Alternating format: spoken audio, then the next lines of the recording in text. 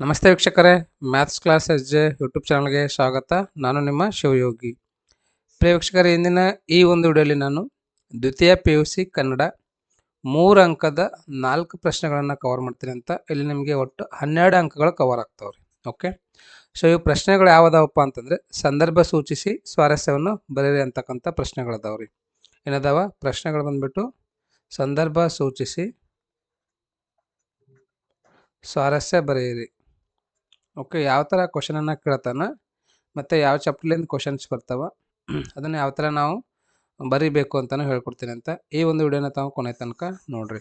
Okay, ಮತ್ತು ಇದಕ್ಕಿಂತ ಮುಂಚೆ ಆಲ್ರೆಡಿ ನಾನು 6 ವಿಡಿಯೋಗಳನ್ನು ಮಾಡಿದ್ದೀನಿ. ತಾವೇನಾದರೂ ನೋಡಿದಿಲ್ಲ ಅಂತಂದರೆ ಈ ಕೂಡಲೇ ಅವುಗಳನ್ನು ನೋಡಿರಿ, ಯಾಕಂದರೆ ಅವೆಲ್ಲನೂ ತುಂಬಾ ಇಂಪಾರ್ಟೆಂಟ್ ಇದೆ ರೀ. ಸೊ ಅದರಲ್ಲಿ ನಾನು ಪ್ರತಿಯೊಂದನ್ನು ಕವರ್ ಮಾಡಿದ್ದೀನಿ. ಇದೇನದ ಇವಾಗ 3 ಮಾರ್ಕಿಂದು ಕ್ವಶನ್ಸ್ಗಳದಾವ, ರೈಟ್. ಈ ಒಂದು ವಿಡಿಯೋನ ತಾವು ಕೊನೆ ತನಕ ನೋಡಿರಿ. ತಮಗೇನಾದರೂ ಡೌಟ್ ಇದ್ದರೆ ಕಮೆಂಟಲ್ಲಿ ಕಮೆಂಟ್ ಮಾಡಿ ಕೇಳ್ಬೋದು, ರೈಟ್. ನೋಡಿರಿ, ಯಾವುದು ಚಾಪ್ಟರ್ ಇದೆಯಪ್ಪ ಇದು ಅಂತಂದರೆ ಇನ್ನು ಹುಟ್ಟದೇ ಇರಲಿ ನಾರಿಯನ್ ನೊಲು. ಈ ಒಂದು ಪದ್ಯ ಏನಿದೆ ಅಲ್ವಾ, ಈ ಪದ್ಯದಲ್ಲಿ ನಮಗೇನು ಅಂದರೆ 3 ಅಂಕದ ಸಂದರ್ಭ ಸೂಚಿಸಿ ಸ್ವಾರಸ್ಯವನ್ನು ಬರೆಯಿರಿ ಅಂತಕ್ಕಂಥದ್ದು ಕ್ವಶನ್ಸ್ಗಳು ಯಾವ ಥರ ಬರ್ತಾವೆ ಅಂತ ನೋಡೋಣ ಅಂತ. ಎನ್ನವಲು ಮುನ್ನಾರು ನವದರು ಉಂಟೆ. ಸೊ ಇದು ಆಯ್ಕೆ ಬಂದ್ಬಿಟ್ಟು ಏನಿದೆ ಅಂದರೆ ಈ ಮೇಲಿನ ವಾಕ್ಯವನ್ನು ಮಹಾಕವಿ ಕುಮಾರವ್ಯಾಸನು ಬರೆದ ಇನ್ನು ಹುಟ್ಟದೇ ಇರಲಿ ನಾರು ಎನ್ನವಲು ಎಂಬ ಪದ್ಯ ಭಾಗದಿಂದ ಆಯ್ದುಕೊಳ್ಳಲಾಗಿದೆ ಅಂತ ಬರೀಬೇಕು. ಫಸ್ಟ್ ಆಯ್ಕೆ ಬರೀಬೇಕು, ಆಮೇಲೆ ಸಂದರ್ಭ ಬರೀಬೇಕು, ಆಮೇಲೆ ಸ್ವಾರಸ್ಯ ಬರೀಬೇಕು. ಸಂದರ್ಭ ಯಾವ ಸಂದರ್ಭದಾಗ? ಪಾಂಡವರು 12 ವರ್ಷ ಅರಣ್ಯವಾಸವನ್ನು ಮುಗಿಸಿ 1 ವರ್ಷದ ಅಜ್ಞಾತವಾಸವನ್ನು ಕಳೆಯಲಿಕ್ಕೆ ವಿರಾಟರಾಜನ ಆಸ್ಥಾನಕ್ಕೆ ಬರುತ್ತಾರೆ. ಆ ಸಮಯದಲ್ಲಿ ವಿರಾಟರಾಜನ ಹೆಂಡತಿಯ ತಮ್ಮನಾದ ಕೀಚಕನು ದ್ರೌಪದಿಯ ಮೇಲೆ ಮನಸ್ಸು ಮಾಡಿ ಅವಳಿಗೆ ಕಿರುಕುಳ ನೀಡುತ್ತಿರುತ್ತಾನೆ. ಈ ಕಿರುಕುಳವನ್ನು ನೋಡಿ ದ್ರೌಪದಿ ಈ ಮಾತನ್ನು ತನಗೆ ತಾನೇ ಹೇಳಿಕೊಳ್ಳುತ್ತಾಳೆ. ಓಕೆ, ಇದೇನೈತೆ ಸಂದರ್ಭ ಐತೆ, ಯಾವ ಸಂದರ್ಭದಾಗಂತ. ಮತ್ತು ಸ್ವಾರಸ್ಯ ಏನದಪ್ಪ ಅದನ್ನು ತಾವೇನು ಮಾಡಬೇಕು, ನೀಟತ್ಕೆ ಇದನ್ನು ಓದ್ಕೊಂಡು ಬರೀರಿ. ಗೊತ್ತೈತಲ್ವ? ಫಸ್ಟ್ ಕ್ವಶನ್ ಫಸ್ಟ್ ಆಯ್ಕೆ ಬರೀಬೇಕು. ಅಂದರೆ ಅದು ಯಾವ ಒಂದು ಪದ್ಯ ಗದ್ಯ ದೀರ್ಘ ಗದ್ಯದಾಗಿಂದು ಆಯ್ಕೆ ಮಾಡಿದಾರೆ ಅಂತ ಅದನ್ನು ಬರೀಬೇಕು, ಮತ್ತು ಯಾರು ಬರ್ದಾರ ಅಂತ ಹೇಳಿ ಬರೀಬೇಕು. ಅದಾದ್ಮೇಲೆ ಯಾವ ಸಂದರ್ಭದಾಗ ಇದು ಆಗಿದೆ ಮತ್ತು ಅದರದ್ದು ಸ್ವಾರಸ್ಯ ಏನದ ಅಂತಕ್ಕಂಥದ್ದನ್ನು ಬರೀಬೇಕು. ಓಕೆ, ಸೊ ಸೆಕೆಂಡ್ ಕ್ವಶನಲ್ಲಿದೆ ನೋಡ್ರಿ. ಯಮಸುತಂಗರು ಹುವೆನು ಧರ್ಮಕ್ಷೇಮೆಯ ಗರ ಹೊಡೆದುಹುದು. ಇದು ಸ್ವಲ್ಪ ಹಳೆಗನ್ನಡ ಇದೆ ಅಲ್ವಾ, ಹಾಗಾಗಿ ಉಚ್ಚಾರಕ್ಕೆ ಡಿಫಿಕಲ್ಟ್ ಆಗ್ತಾ ಇದ್ದೀರಿ, ಕಷ್ಟ ಆಗ್ತಾ ಇದೆ, ರೈಟ್. ಸೊ ಇದು ಆಯ್ಕೆ ನೋಡ್ರಿ. ಈ ಮೇಲಿನ ವಾಕ್ಯವನ್ನು ಮಹಾಕವಿ ಕುಮಾರವ್ಯಾಸನು ಬರೆದ ಇನ್ನು ಹುಟ್ಟದೇ ಇರಲಿ ನಾರಿ ಎನ್ನವಲು ಎಂಬ ಪದ್ಯ ಭಾಗದಿಂದ ಆಯ್ದುಕೊಳ್ಳಲಾಗಿದೆ. ಇದಂತೂ ಕಂಪಲ್ಸರಿ ಬರೀರಿ. ಯಾವ ಸಂದರ್ಭದಾಗ? ಪಾಂಡವರು 12 ವರ್ಷ ಅರಣ್ಯವಾಸವನ್ನು ಮುಗಿಸಿ 1 ವರ್ಷದ ಅಜ್ಞಾತವಾಸವನ್ನು ಕಳೆಯಲಿಕ್ಕೆ ವಿರಾಟರಾಜನ ಆಸ್ಥಾನಕ್ಕೆ ಬರುತ್ತಾರೆ. ಆ ಸಮಯದಲ್ಲಿ ವಿರಾಟರಾಜನ ಹೆಂಡತಿ ತಮ್ಮನಾದ ಕೀಚಕನು ದ್ರೌಪದಿಯ ಮೇಲೆ ಮನಸ್ಸು ಮಾಡಿ ಅವಳಿಗೆ ಕಿರುಕುಳ ನೀಡುತ್ತಾನೆ. ಈ ಕಿರುಕುಳವನ್ನು ನೋಡಿ ಆ ಕಿರುಕುಳವನ್ನು ಯಾರ ಮುಂದೆ ಎಂದು ದ್ರೌಪದಿ ಈ ಮಾತನ್ನು ತನಗೆ ತಾನೇ ಹೇಳಿಕೊಳ್ಳುತ್ತಾಳೆ. ಓಕೆ, ಮುಂದಿನ ಪ್ರಶ್ನೆ ನೋಡೋಣ ಅಂತ.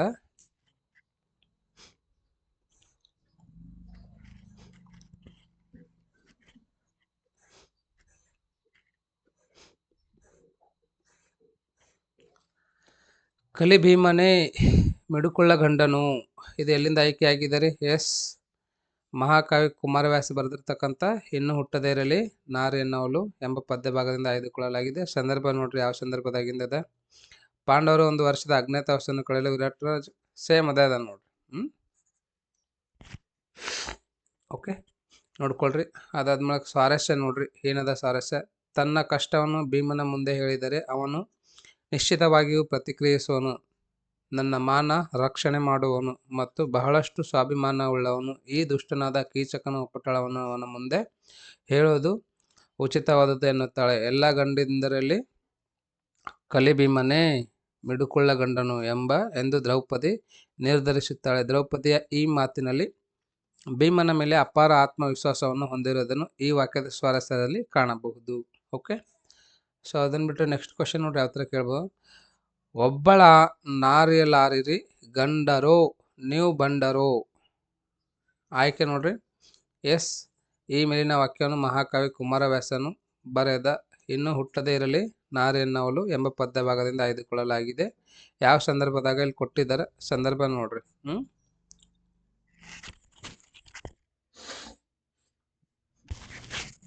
ಸ್ವಾರಸ್ಯ ನೋಡ್ರಿ. ಭೀಮನ ಮಾತು ಕೇಳಿ ದ್ರೌಪದಿಗೆ ಸಿಟ್ಟು ಬಂತು. ಅಲ್ಲ, ಹೆಂಡತಿಗೆ ವಿಪತ್ತು ಬಂದರೆ, ಅಲ್ಲಿ ಹೆಂಡತಿಗೆ ವಿಪತ್ತು ಬಂದರೆ ಒಬ್ಬ ಸಾಮಾನ್ಯ ವ್ಯಕ್ತಿ ವೈರಿಯನ್ನು ತುಂಡರಿಸುವ ಅಥವಾ ಹೋರಾಟದಲ್ಲಿ ತನ್ನ ಒಡಲನ್ನೇ ಅರ್ಪಿಸುತ್ತಾನೆ. ಆದರೆ ನಿಮ್ಮವರಲ್ಲಿ ಒಬ್ಬರು ಇಲ್ಲವೇ ಲೆಕ್ಕಕ್ಕೆ 5 ಜನ ಇದ್ದೀರಿ, 3 ಲೋಕಕ್ಕೆ ವೀರರು ನೀವು, ಆದರೆ ಒಬ್ಬ ಹೆಂಡತಿಯನ್ನು ಆಳಲಾರಿರಿ. ಅವಾಗೇನದ ಈ ಒಂದು ಪದ, ಈ ಒಂದು ಸೆಂಟೆನ್ಸನ್ನು, ಈ ಒಂದು ವಾಕ್ಯವನ್ನು ಬಳಕೆ ಮಾಡಿ ನಿಜ ಹೇಳು, ನೀವೇನು ಗಂಡರೋ ಅಥವಾ ಬಂಡರೋ ಎಂದು ರೋಷದಿಂದ ಹೇಳಿದಳು. ಇಲ್ಲಿ ಪಾಂಡವರ ಅಸಹಾಯಕತೆಯ ಸ್ವಾರಸ್ಯವನ್ನು ಈ ಮಾತಿನಲ್ಲಿ ಕಾಣಬಹುದು. ಅದಾದ್ಮೇಲೆ 5ನೇ ಪ್ರಶ್ನೆ ನೋಡ್ರಿ. ಇನ್ನು ಹುಟ್ಟದೇ ಇರಲಿ ನಾರಿ ರೆನ್ನವಲು ಬಂಗಿತರು. ಇದೇನದ ಓದ್ಕೊಳ್ರಿ, ಎಲ್ಲಿಂದ ಆಯ್ಕೆ ಮಾಡಿದ್ದಾರೆ ಮತ್ತು ಯಾವ ಒಂದು ಸಂದರ್ಭದಾಗ ಇದನ್ನು ಆಯ್ಕೆ ಮಾಡಿದ್ದಾರೆ. ಓಕೆ, ಅದ ಯಾವ ಸಂದರ್ಭದಾಗ ಇದನ್ನು ಬಳಕೆ ಮಾಡ್ತಾರೆ.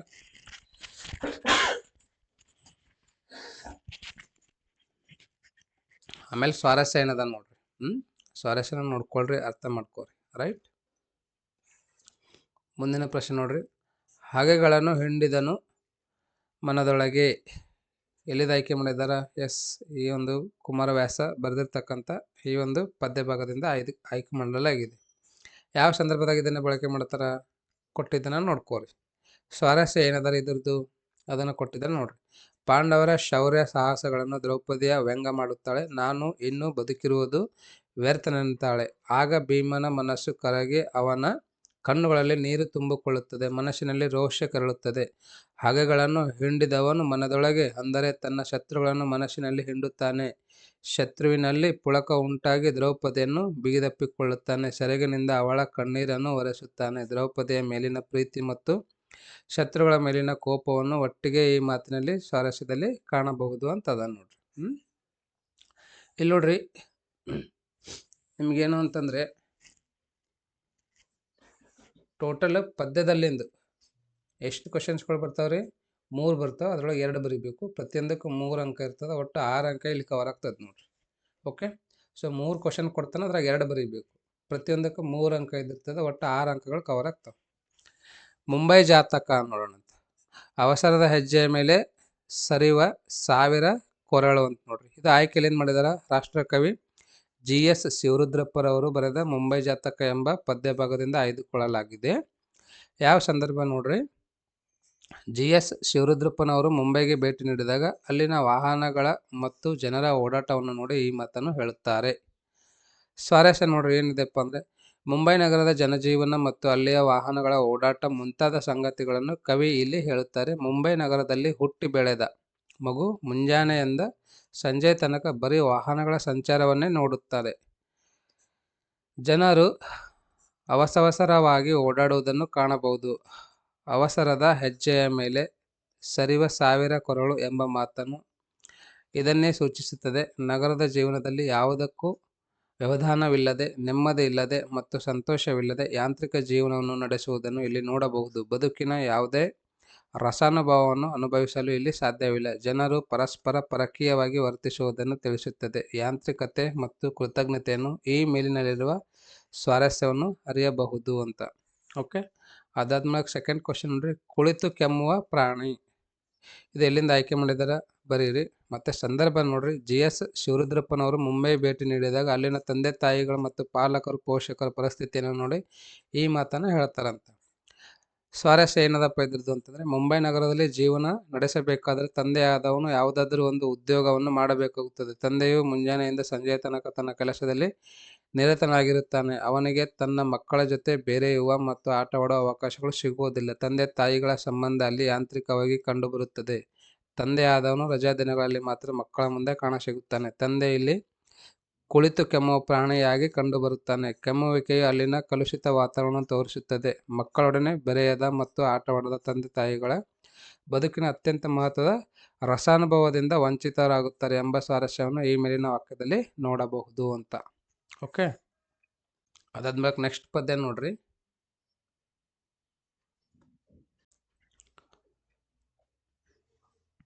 ಮುಂದಿನ ಒಂದು ಪದ್ಯ ನೋಡ್ರಿ ಯಾವುದಿದೆಪ್ಪ ಅಂತಂದರೆ, ಒಂದು ಹೆಚ್ಚಿಗೆ ಇಡುತ್ತೇನೆ. ಒಂದು ಹೆಚ್ಚಿಗೆ ಇಡುತ್ತೇನೆ ಅಂತಕ್ಕಂಥ ಒಂದು ಪದ್ಯದಿಂದ ಯಾವ ಥರ ಕ್ವಶನ್ಸ್ ಬರ್ತಾವೆ ಅಂದರೆ, ಮಾತೆ ಮರೆತು ಹೋಗಿದೆ ಕಣೆ. ಈ ಮೇಲಿನ ವಾಕ್ಯವನ್ನು ಶ್ರೀಮತಿ ಲಲಿತಾ ಸಿದ್ದಬಸವಯ್ಯ ಅವರು ಬರೆದ ಒಂದು ಹೆಚ್ಚಿಗೆ ಇಡುತ್ತೇನೆ ಎಂಬ ಪದ್ಯದಿಂದ ಆಯ್ದುಕೊಳ್ಳಲಾಗಿದೆ ಅಂತ ಬರೀರಿ. ಆಯ್ಕೆ ಬಂದ್ಬಿಟ್ಟು ನೆಕ್ಸ್ಟ್ ಸಂದರ್ಭ ನೋಡ್ರಿ. ಯಾವ ಒಂದು ಸಂದರ್ಭದಲ್ಲಿ ಈ ಒಂದು ವಾಕ್ಯವನ್ನು ಆಯ್ಕೆ ಮಾಡಿದ್ದಾರೆ ಅಂತಂದರೆ, ತನ್ನ ಜೀವನದ ಸಂಗಾತಿಯಿಂದ ದೂರವಾದ ಮಗನ ಆಶ್ರಯದಲ್ಲಿರುವ ಮುದುಕನ ಚಿತ್ರಣವನ್ನು ಇದು ತಿಳಿಸುತ್ತದೆ. ದೂರದ ಅಸ್ಸಾಮಿನಲ್ಲಿ ಮಗನ ಹತ್ತಿರ ಇರುವ ಮುದುಕನಿಗೆ ಮುದುಕಿ ಫೋನ್ ಮಾಡಿದಾಗ ಮುದುಕ ಈ ಮಾತನ್ನು ಹೇಳುತ್ತಾನೆ ಅಂತ. ಓಕೆ, ಸ್ವಾರಸ್ಯ ಇಲ್ಲಿದೆ ರೀ, ಚೆನ್ನಾಗಿ ನೋಡಿ ಅರ್ಥ ಮಾಡ್ಕೊಳ್ರಿ, ಅರ್ಥ ಮಾಡ್ಕೊಂಡು ಬರೀರಿ. ಎರಡನೇ ಕ್ವಶನ್ ನೋಡ್ರಿ. ಇನ್ನೊಂದು ಸೇರ್ಪಡೆ ಆ ಲೀಲಾ ಮಾತ್ರನಿಗೆ. ಆಯ್ಕೆ ಈ ಮೇಲಿನ ವಾಕ್ಯವನ್ನು ಶ್ರೀಮತಿ ಲಲಿತಾ ಸಿದ್ದಬಸವಯ್ಯ ಅವರು ಬರೆದ ಒಂದು ಹೆಚ್ಚಿಗೆ ಇಡುತ್ತೇನೆ ಎಂಬ ಪದ್ಯ ಭಾಗದಿಂದ ಆಯ್ದುಕೊಳ್ಳಲಾಗಿದೆ. ಸಂದರ್ಭ ಬಂದ್ಬಿಟ್ಟು, ಇನ್ನಷ್ಟು ಹೊತ್ತು ಮುದುಕನ ಜೊತೆ ತಾನು ಮಾತನಾಡಬೇಕು ಎಂಬ ಬಯಕೆಯನ್ನು ಮುದುಕಿ ತನ್ನ ಊರಿನ ಆರಾಧ್ಯ ದೈವ ಗುಟ್ಟೆ ಮಲ್ಲಪ್ಪನಿಗೆ ಪ್ರಾರ್ಥಿಸುವ ಸಂದರ್ಭದಲ್ಲಿ ಕವಯತ್ರಿಯವರು ಈ ಮಾತನ್ನು ಹೇಳುತ್ತಾರೆ ಅಂತ. ಸ್ವಾರಸ್ಯ ಏನಿದೆ ಅದನ್ನು ಇಲ್ಲಿ ಕೊಟ್ಟಿದ್ದನ್ನು ನೋಡಿ ಅರ್ಥ ಮಾಡ್ಕೊಂಡೆ ಬರೀರಿ. ಓಕೆ, ಅಥವಾ ನಿಮ್ಮದೇ ಓನ್ ಏನಾದರೂ ಇದ್ದರೂ ಸಹ ತಾವು ಬರೀಬೋದು. ಆಮೇಲೆ ಮುಟ್ಟಿಸಿಕೊಂಡವನು, ಇದು ಗದ್ಯ ಭಾಗದಿಂದ ನೋಡ್ರಿ. ಗದ್ಯ ಭಾಗದಾಗ ನಿಮ್ಗೆ 2 ಕ್ವಶನ್ ಕೇಳ್ತಾನೆ, 1 ಕ್ವಶನ್ ಮಾತ್ರ ಬರೀಬೇಕು. ಇಲ್ಲಿ ನಿಮಗೆ 3 ಅಂಕಗಳು ಕವರ್ ಆಗ್ತಾವ್ರಿ. ಓಕೆ, 2 ಗದ್ಯ ಭಾಗದಿಂದ 2 ಕ್ವಶನ್ಸ್ ಕೇಳ್ತಾನೆ, ಅದರಲ್ಲಿ 1ಕ್ಕೆ ಮಾತ್ರ ಬರೀಬೇಕು ತಾವು. ಆಪರೇಷನ್ ಆಗಬೇಕು ಪರವಾಗಿಲ್ಲವಾ, ಈ ವಾಕ್ಯವನ್ನು ಪಿ ಲಂಕೇಶ್ ಬರೆದ ಮುಟ್ಟಿಸಿಕೊಂಡವನು ಎಂಬ ಗದ್ಯ ಭಾಗದಿಂದ ಆಯ್ದುಕೊಳ್ಳಲಾಗಿದೆ. ಸಂದರ್ಭ ಬಂದ್ಬಿಟ್ಟು, ಬಸಲಿಂಗ ತನ್ನ ಎಡಗಣ್ಣಿನ ನೋವು ಎಲ್ಲ ಕಡೆಗೆ ತೋರಿಸಿದರೂ ಅದು ಕಡಿಮೆಯಾಗದಿದ್ದಾಗ ಕೊನೆಗೆ ಡಾಕ್ಟರ್ ತಿಮ್ಮಪ್ಪನವರ ಬಳಿ ತೋರಿಸಿದಾಗ ಆಗ ಡಾಕ್ಟರ್ ತಿಮ್ಮಪ್ಪ ಅವರು ಬಸಲಿಂಗನಿಗೆ ಹೇಳಿದ ಮಾತು ಇದಾಗಿದೆ. ಇದರದ್ದು ಸ್ವಾರಸ್ಯ ಏನದಲ್ಲಿ ಕೊಟ್ಟಿದ್ದಾನೆ ನೋಡ್ರಿ. ಬಸಲಿಂಗ ಪ್ರಾರಂಭದಲ್ಲಿ ತನ್ನ ಎಡಗಣ್ಣಿನ ನೋವಿಗೆ ಎಂದಿನ ನಗರದ ವೈದ್ಯರ ಬಳಿ ತೋರಿಸಿ ಚಿಕಿತ್ಸೆ ಪಡೆದ ಕೊನೆಗೂ ಎಲ್ಲಿಯೂ ವಾಸವಾಗದೆ ತಿಮ್ಮಪ್ಪನವರ ಬಳಿ ಬಂದಾಗ ಅವರು ಅದನ್ನು ಪರೀಕ್ಷಿಸಿ ಬಸಲಿಂಗನಿಗೆ ಈ ಕಣ್ಣು ಸರಿ ಹೋಗುತ್ತೆ, ಆದರೆ ಈ ಕಣ್ಣು ಆಪರೇಷನ್ ಆಗಬೇಕು ಪರವಾಗಿಲ್ಲವ ಎಂದು ಈ ಒಂದು ವಾಕ್ಯ ಏನು ಮಾಡ್ತಾರೆ ಅವರು ಹೇಳ್ತಾರಂತೆ. ಇಲ್ಲಿ ಡಾಕ್ಟರ್ ತಿಮ್ಮಪ್ಪ ಬಸಲಿಂಗನಿಗೆ ಆತ್ಮವಿಶ್ವಾಸವನ್ನು ತುಂಬುವ ಕೆಲಸವನ್ನು ಮಾಡುತ್ತಾನೆ ಎಂಬುದು ಈ ಮಾತಿನ ಸ್ವಾರಸ್ಯವಾಗಿದೆ. ಎರಡನೇದು ಯಾವ ಥರ ಕೇಳ್ಬೋದು ಸೆಕೆಂಡ್ ಕ್ವಶನ್ ಅಂದರೆ, ನೀರು ಬಿದ್ದರೆ ಕಣ್ಣು ಹೋಗೋ ಅಪಾಯ ಇದೆ. ಇದು ವಾಕ್ಯದಿಂದ ಆಯ್ಕೆ ಮಾಡಿದರೆ ಅದನ್ನು ಬರೀರಿ. ಮತ್ತು ಯಾವ ಒಂದು ಸಂದರ್ಭದಾಗ ಇದನ್ನು ಆಯ್ಕೆ ಮಾಡಿದರೆ ಅದನ್ನು ಬರೀರಿ. ಆಮೇಲೆ ಇದರದ್ದು ಸ್ವಾರಸ್ಯ ಏನಿದೆ ಅದನ್ನು ಬರೀರಿ. ಓಕೆ, ಮುಂದಿನ ಪ್ರಶ್ನೆ ನೋಡ್ರಿ. ಬಸಲಿಂಗಪ್ಪ ನೀರು ತುಂಬ ಒಳ್ಳೆಯವನು. ಬಸಲಿಂಗಪ್ಪ ನೀನು ತುಂಬ ಒಳ್ಳೆಯವನು, ಇದು ಯಾವೊಂದು ಗದ್ಯ ಭಾಗದಿಂದ ಆಯ್ಕೆ ಮಾಡಲಾಗಿದೆ ಅಂತಂದರೆ ಮುಟ್ಟಿಸಿಕೊಂಡವನು. ಇದು ಯಾರು ಬರ್ದಾರೆ ಅಂದರೆ ಪಿ ಲಂಕೇಶ್ ಬರ್ದಾರ. ಸಂದರ್ಭ ಯಾವ ಸಂದರ್ಭದಾಗ ಇದನ್ನು ಬಳಕೆ ಮಾಡಿದ್ದಾರೆ ಮತ್ತು ಇದರದ್ದು ಸ್ವಾರಸ್ಯ ಏನಿದೆ ಅಂತ ಹೇಳಿ ಇಲ್ಲಿ ಕೊಟ್ಟಿದ್ದಾರೆ. ನೀಟಾಗಿ ಅರ್ಥ ಮಾಡ್ಕೊಂಡಿರ್ತಾವು, ಇದನ್ನು ಸಹ ಬರೀರಿ. ಓಕೆ, ಮುಂದಿನ ಪ್ರಶ್ನೆ ನೋಡ್ರಿ. ಅವನು ನನ್ನಷ್ಟೇ ಒಳ್ಳೆಯ ಡಾಕ್ಟ್ರು, ಏನು ತಪ್ಪು ತಿಳಿಯಬೇಡ. ಎಲ್ಲಿಂದ ಆಯ್ಕೆ ಮಾಡಿದ್ದಾರೆ ಅಂತ ನಿಮ್ಗೆ ಗೊತ್ತಿದೆ, ಇಲ್ಲಿದೆ ನೋಡ್ರಿ. ಸಂದರ್ಭ ನೋಡ್ರಿ. ನಾನು ಅಸ್ಪೃಶ್ಯ ಡಾಕ್ಟರ್ನಾಗಿದ್ದರೆ ನೀನು ನನ್ನನ್ನು ಮುಟ್ಟಲು ಹಿಂಜರಿಯುತ್ತಿದ್ದರೆ ನನ್ನ ಗೆಳೆಯನಾದ ಡಾಕ್ಟರ್ ಚಂದ್ರಪ್ಪನವರನ್ನು ನೋಡು ಎಂದು ಹೇಳುವ ಸಂದರ್ಭದಲ್ಲಿ ಡಾಕ್ಟರ್ ತಿಮ್ಮಪ್ಪ ಈ ಮಾತನ್ನು ಬಸಲಿಂಗನಿಗೆ ಹೇಳುತ್ತಾನೆ. ನೋಡ್ರಿ ಎಷ್ಟು ಇಂಟ್ರೆಸ್ಟಿಂಗ್ ಅದ. ಸ್ವಾರಸ್ಯ ನೋಡ್ರಿ, ಇದು ಏನದ ಸ್ವಾರಸ್ಯನ ಓದಿ ಅರ್ಥ ಮಾಡ್ಕೊಂಡು ಬರೀರಿ. ಓಕೆ, ಆಮೇಲೆ 5ನೇದು ನೋಡ್ರಿ. ಈ ಮುಟ್ಟುವಿಕೆ ನಾನು ಊಹಿಸದೇ ಇದ್ದುದನ್ನು ಮಾಡಿದೆ. ಎಲ್ಲಿಂದ ಆಯ್ಕೆ ಮಾಡಿದರೆ ಅದನ್ನು ಬರೀರಿ. ಸಂದರ್ಭ ನೋಡ್ರಿ. ಬಸಲಿಂಗ ತನ್ನ ಕಣ್ಣಿನ ನೋವಿನ ಸಲುವಾಗಿ 2ನೇ ಬಾರಿ ಡಾಕ್ಟರ್ ತಿಮ್ಮಪ್ಪ ಅವರನ್ನು ಬಿಟ್ಟು ಬೇರೆಲ್ಲ ವೈದ್ಯರಿಗೆ ತೋರಿಸಿದನು. ಆದರೆ ಬಸಲಿಂಗನ ನೋವು ಮಾತ್ರ ಕಡಿಮೆಯಾಗಲಿಲ್ಲ, ಆತಂಕ ಹೋಗಲಿಲ್ಲ. ಈ ಕಣ್ಣಿನ ರೋಗಕ್ಕೆ ಔಷಧಿ ಇದ್ದೇ ಇರುತ್ತದೆಂದು ನಂಬತೊಡಗಿದ ಬಸಲಿಂಗ ಕೊನೆಗೆ ತನ್ನ ಉಡಾಫೆಯ ಶೈಲಿಯಲ್ಲಿ ತಿಮ್ಮಪ್ಪನವರನ್ನು ನೋಡಿದ ಡಾಕ್ಟರ್ ತಿಮ್ಮಪ್ಪ ಅವರು ರೋಗಿಯಲ್ಲಿ ಆಗಿದ್ದ ಬದಲಾವಣೆಯನ್ನು ನೋಡಿ ಈ ಮಾತನ್ನು ತಮಗೆ ತಾವೇ ಹೇಳಿಕೊಳ್ಳುತ್ತಾರೆ ಅಂತ ನೋಡ್ರಿ. ಸ್ವಾರಸ್ಯ ಏನಿದೆ ಇಲ್ಲಿ ಕೊಟ್ಟಿದ್ದಾನೆ ಅದನ್ನು ಬರೀರಿ. ಅದನ್ನು ಬಿಟ್ಟರೆ ಏನು ಕೇಳ್ಬೋದು, ನೀನು ಅವರನ್ನು ನೋಡಿದರೆ ಮಾತ್ರ ಇರುವ ಒಂದು ಕಣ್ಣು ಉಳಿಯುತ್ತೆ. ಇದು ಎಲ್ಲಿಂದ ಆಯ್ಕೆ ಮಾಡಿದ್ದಾರೆ, ಯಾವ ಸಂದರ್ಭದಾಗ? ಬಸಲಿಂಗ ಡಾಕ್ಟರ್ ಚಂದ್ರಪ್ಪನವರನ್ನು ಕಂಡಾಗ ಅಲ್ಲಿ ಬಸಲಿಂಗನಿಗೆ ಅನಿರೀಕ್ಷಿತವಾದದ್ದು ಕಾದಿತ್ತು. ಏನಂದ್ರೆ ಅವಾಗ ಇದನ್ನ ಹೇಳ್ತಾರೆ ಅವರು. ಓಕೆ, ಬಸಲಿಂಗನ ಎಡಗಣ್ಣಿನ ಪೂರ್ತಿ ಚರಿತ್ರೆಯನ್ನು ಬಸಲಿಂಗನ ತಿರುಚುವಿಕೆಯೊಂದಿಗೆ ಕೇಳಿದ ಸಂದರ್ಭದಲ್ಲಿ ಈ ಮಾತನ್ನು ಬಸಲಿಂಗನಿಗೆ ಡಾಕ್ಟರ್ ಚಂದ್ರಪ್ಪ ಅವರು ಹೇಳ್ತಾರೆ. ಸ್ವಾರಸ್ಯ ಏನಿದೆ ನೋಡೋದ್ರದ್ದು. ಅದಾದ ಮೂಲಕ ನೆಕ್ಸ್ಟ್ ನೋಡ್ರಿ. ಇವಾಗ ನಿಮಗೆ ಇಲ್ಲಿ ದೀರ್ಘ ಗದ್ಯದಿಂದ ಬರ್ತದೆ. ದೀರ್ಘ ಗದ್ಯದಿಂದ ಯಾವುದಪ್ಪ ದೀರ್ಘ ಗದ್ಯ ಅಂದರೆ ಕೃಷ್ಣಗೌಡನ ಆನೆ ಅಂತಕ್ಕಂಥದ್ದೇನದಲ್ವ, ಈ ಒಂದು ಕೃಷ್ಣಗೌಡನ ಆನೆ ಅಂತಕ್ಕಂಥ ದೀರ್ಘ ಗದ್ಯದಲ್ಲಿ ನಿಮಗೆ 2 ಪ್ರಶ್ನೆಗಳು ಬರ್ತಾವೆ. ಅದಕ್ಕೆ ಒಂದಕ್ಕೆ ಮಾತ್ರ ಬರೀಬೇಕು. ಒಂದಕ್ಕೆ ಎಷ್ಟು ಅಂಕ ಇದ್ದಿರ್ತದೆ? 3 ಅಂಕ ಇದ್ದಿರ್ತದೆ. ಕರೆಕ್ಟ್ ಅಲ್ವಾ? ರೈಟ್. ನೋಡ್ರಿ ಏನಿದೆ ಅಂತಂದರೆ, ನಮ್ಮ ಕಡೆ ಕೆಮ್ಮು ಕಾಲಿಂಗ್ ಬೆಲ್ ಇದ್ದ ಹಾಗೆ. ಇದು ಎಲ್ಲಿಂದ ಆಯ್ಕೆ ಮಾಡಿದ್ದಾರೆ? KP ಪೂರ್ಣಚಂದ್ರ ತೇಜಸ್ವಿ ಅವರು ಬರೆದ ಕೃಷ್ಣೇಗೌಡನ ಆನೆ ಎಂಬ ದೀರ್ಘ ಗದ್ಯ ಭಾಗದಿಂದ ಆಯ್ದುಕೊಳ್ಳಲಾಗಿದೆ. ಓಕೆ. ಸಂದರ್ಭ ನೋಡ್ರಿ. ಲೈನ್ಮನ್ ದುರ್ಗಪ್ಪ ಲೇಖಕರ ಬಳಿ ಕೊಡಲಿಯನ್ನು ತೆಗೆದುಕೊಳ್ಳಲು ಬಂದಾಗ ಲೇಖಕರು ಜೀಪಿನ ಗೇರ್ ಬಾಕ್ಸ್ ರಿಪೇರಿ ಮಾಡುತ್ತಿರುವಾಗ ಅವರ ಗಮನಕ್ಕೆ ಸೆಳೆಯಲು ದುರ್ಗಪ್ಪ ಒಂದೆರಡು ಬಾರಿ ಕೆಮ್ಮಿದ. ಈ ಸಂದರ್ಭದಲ್ಲಿ ಲೇಖಕರು ಪ್ರತಿಕ್ರಿಯಿಸಿದ ಮಾತು ಇದಾಗಿದೆ ಅಂತ ನೋಡ್ರಿ. ಸ್ವಾರಸ್ಯ ಎಲ್ಲಿಂದ ಇದೆ ನೋಡ್ರಿ. ಓಕೆ. ಅದಾದ್ಮೇಲೆ ನೆಕ್ಸ್ಟ್ ಕ್ವಶನ್ ನೋಡ್ರಿ, ಇಂಟ್ರೆಸ್ಟಿಂಗ್ ಇದಾವ.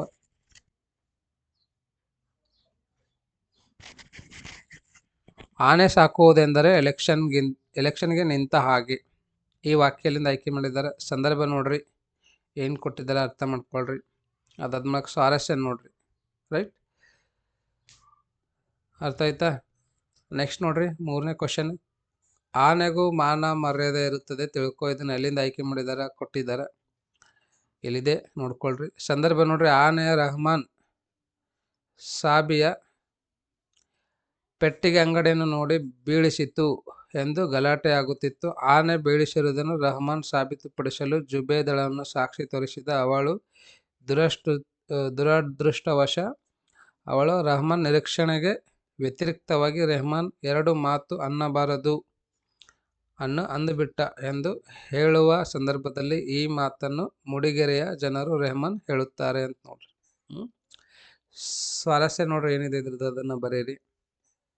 ಆಮೇಲೆ, ನನ್ನ ಕೊಡಲಿ ಯಾಕೆ ತಂದು ಆಫೀಸ್ನಲ್ಲಿ ಇಟ್ಟುಕೊಂಡಿದ್ದೀರಿ?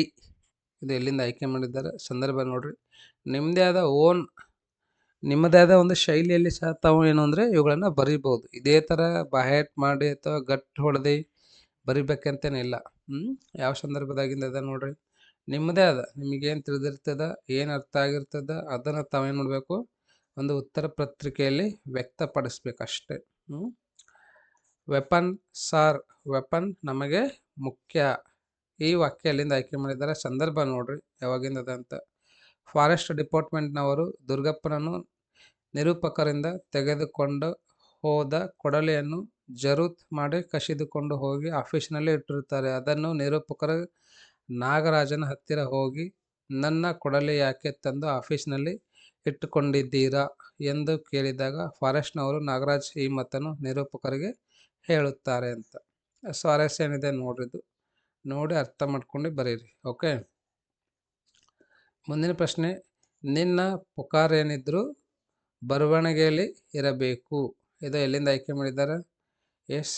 ಸಂದರ್ಭ ನೋಡ್ರಿ, ದುರ್ಗಪ್ಪ ತಾನು ಮರ ಕಡಿದಿಲ್ಲವೆಂದು ಕೃಷ್ಣೇಗೌಡರ ಆನೆಯ ಮರವನ್ನು ಮುರಿದು ಬೀಳಿಸಿದೆಂದು ಹಳೆ ಪ್ರವರವನ್ನು ಮತ್ತೆ ಮತ್ತೆ ಪುನರಾವರ್ತನೆ ಮಾಡಿದಾಗ ಫಾರೆಸ್ಟಿರ ನಾಗರಾಜ್ ದುರ್ಗಪ್ಪನಿಗೆ ಈ ಮಾತನ್ನು ಹೇಳ್ತಾನೆ. ಮತ್ತು ಈ ಒಂದು ಮಾತಿನ ಅಥವಾ ಈ ಒಂದು ವಾಕ್ಯದ ಸ್ವಾರಸ್ಯ ಏನದ ಇಲ್ಲಿ ಕೊಟ್ಟಿದ್ದಾರೆ, ತಾವೇನದ ನೋಡಿ ನೀಟಕ್ಕೆ ಅರ್ಥ ಮಾಡ್ಕೊಂಡು ಬರೀರಿ. ಮುಂದಿನ ಪ್ರಶ್ನೆ ಯಾವ ಥರ ಕೇಳ್ಬೋದು ಕೇಳಿದ್ರೆ ಅಂದರೆ, ಡ್ರೈವರ್ ಅಣ್ಣ ಎತ್ತಲಾಗಿ ಹೋದ, ಇಲ್ಲೇ ಇದ್ದನಲ್ಲ. ಈ ವಾಕ್ಯದಿಂದ ಆಯ್ಕೆ ಮಾಡಿದ್ದಾರೆ. ಮತ್ತು ಸಂದರ್ಭ ನೋಡ್ರಿ, ಯಾವ ಸಂದರ್ಭದಲ್ಲಿ? ಶಿವೇಗೌಡರ ಸಾಲಿನಲ್ಲಿ ರಾತ್ರಿ ಕಳ್ಳನಾಟ ಇಳಿಸಲು ವೇಲಾಯುಧ ಬಂದಿರುತ್ತಾನೆ. ಆನೆ ಲಾರಿಯನ್ನು ಉರುಳಿಸಿದ್ದರಿಂದ ಲಾರಿ ಜಾಕ್ ಬಿದ್ದು ಡ್ರೈವರ್ ಸಾವನ್ನಪ್ಪುತ್ತಾನೆ. ಈ ಸಂದರ್ಭದಲ್ಲಿ ಲಾರಿ ಬಿದ್ದಿರುವುದನ್ನು ನೋಡಿ ಕ್ಲೀನರ್ ನಾಯರ್ ಗುಣಗುತ್ತಾ ಈ ಮೇಲಿನ ಮಾತನ್ನು ಹೇಳುತ್ತಾನೆ. ಓಕೆ. ಸ್ವಾರಸ್ಯ ಏನದ ಇಲ್ಲಿ ಕೊಟ್ಟಿದ್ದಾನ ನೋಡ್ಕೊಳ್ರಿ. ಇಷ್ಟು ದೊಡ್ಡದು ಬರೀಲಿಲ್ಲ ಅಂದರೆ ಇದರೊಳಗೆ ಇನ್ನೊಂದು ಸ್ವಲ್ಪ ಶಾರ್ಟ್ ಆಗಿ ಬರೆದ್ರು ನಡೆಯುತ್ತೆ. ನಿಮ್ಮದೇ ಆದ ಓನ್ ಇರ್ಬೇಕು ನೋಡ್ರಿ, ಸ್ವಂತ ಒಂದು ಏನು ಅಂದರೆ ಸಂದರ್ಭ ಸೂಚಿಸಿ ಬರೆಯುವುದನ್ನು ರೂಢಿ ಮಾಡ್ಕೊಳ್ರಿ. ಕುಶಾಲಿಗಂತ ಸೊಂಡಿಲು ಬೀಸಿದರೆ ಸಾಕಲ್ಲ ಅಂತ ಆಯ್ಕೆ ನೋಡ್ರಿ ಎಲ್ಲಿಂದ ಮಾಡಿದ್ದಾರೆ?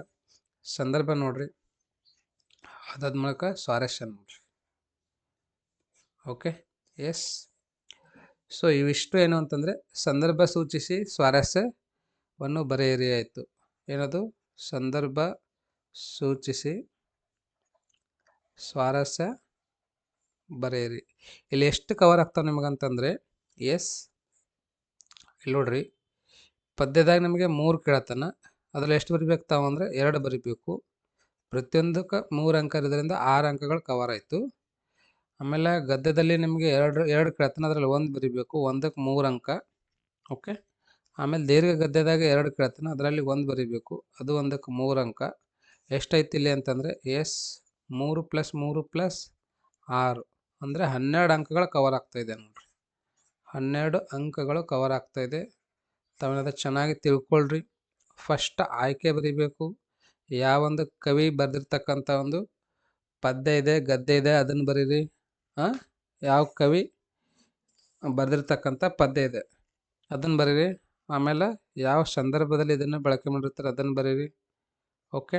ಅದಾದ್ಮೇಲೆ ಸ್ವಾರಸ್ಯವನ್ನು ಬರೀರಿ. ಆಯ್ತು, ಇಷ್ಟೇ ಬರೀಬೇಕು ನೋಡ್ರಿ.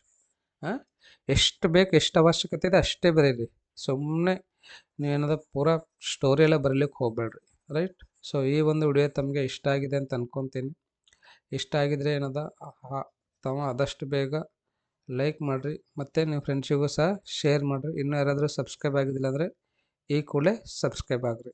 ಈ ಒಂದು ವಿಡಿಯೋನ ಇಷ್ಟ ತನಕ ನೋಡೋದಕ್ಕೆ ತಮ್ಮೆಲ್ಲರಿಗೂ ತುಂಬ ಧನ್ಯವಾದಗಳು. ಮತ್ತೇನದ ಮುಂದಿನ ಒಂದು ವಿಡಿಯೋಲಿ ಭೇಟಿಯಾಗೋಣ ಅಂತ. Thank you so much.